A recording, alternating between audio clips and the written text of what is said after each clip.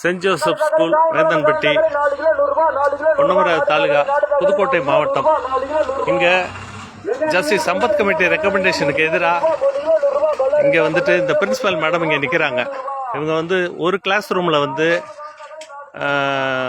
Matriculation board பாருங்க, இதை இன்னும் வச்சுட்டு 2-3 வருஷமாக வந்துட்டு இவங்க எல்லாம் இந்த ஸ்கூலில் நடத்திட்டு இருக்காங்க. இன்னமும் நடத்திட்டு இருக்காங்க.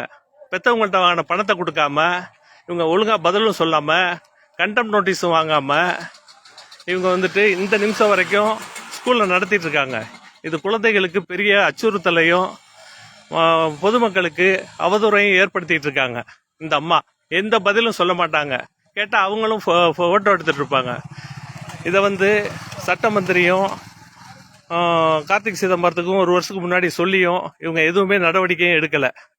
லால் பகதூர் சாஸ்திரி அரியலூர் விபத்துக்கு பிறகு தார்மீகமாக ராஜினாமா பண்ண மாதிரி சட்ட மந்திரியும் கல்வித்துறை மந்திரியும் கார்த்திக் சிதம்பரமும் தார்மீகமாக பொறுப்பேற்று அதிகாரிகளை மேலே நடவடிக்கை எடுக்கணும். இல்லாட்டி அவங்க தார்மீகமாக ராஜினாமா பண்ணிட்டு முதலமைச்சர் ஸ்டாலினுக்கு கெட்ட பேரை ஏற்படுத்தாமல் பார்த்துக்கணும். இங்கே பாருங்க, ஸ்கூல் நடக்குது பாருங்க. ஒரு கிளாஸ் ரூம் வச்சுக்கிட்டு மெட்ரிகுலேஷன் போர்டு வச்சுக்கிட்டு. இது ஜஸ்டிஸ் சம்பத் கமிட்டி 2004 கும்பகோணம் தீ விபத்துக்கு பிறகு இவங்களோட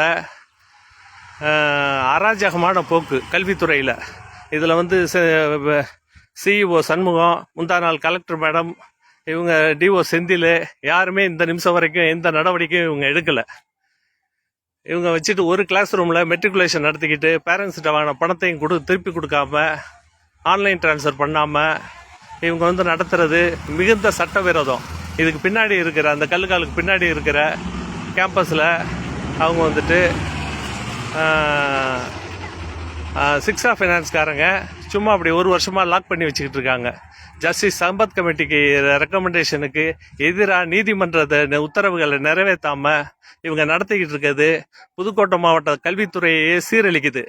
இதுக்கு சட்ட மந்திரியோ கனிம வளத்துறை மந்திரியோ ரகுபதி ஐயாவோட தொகுதி இது. அதே மாதிரி கார்த்திக் சிதம்பரமும் உடனே பதவி விலகணும். இது தார்மீகமாக 1 வருஷம் நடத்தி மேற்கொண்டு தீர்ப்பு வந்து 2 வருஷம் ஆச்சு. ஹைகோர்ட் தீர்ப்பு வந்து 4 மாதம் ஆச்சு. எதையுமே மதிக்க மாட்டேங்கிறாங்க. மொத்தமாக ராஜினாமா பண்ணிட்டு போங்க. எதுக்கு முதலமைச்சர் கெட்ட பேர்?